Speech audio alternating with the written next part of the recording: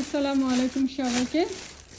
রমজান মাসে কাজে আসলাম, মানে কাজে লেগে গেছি, ঘর বাড়ি পরিষ্কার করতেছি। যেসব জুতা মুতা পরে না, ছোট হয়ে গেছে, লাইক আমার ছেলে আর পরে না, ঘরে থাকতে থাকতে নষ্ট হয়ে যেতেছে, ঘরে থাকতে থাকতে পুরান হয়ে গেছে।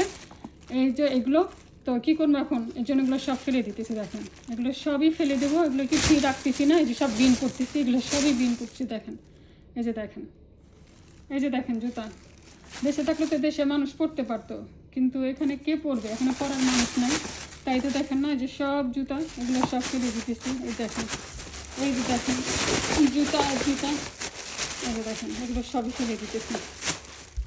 এগুলো থাকতে থাকতে নষ্ট হয়ে যেতেছে, এর জন্য সব দিন করবো, দিনে চলে যাচ্ছে।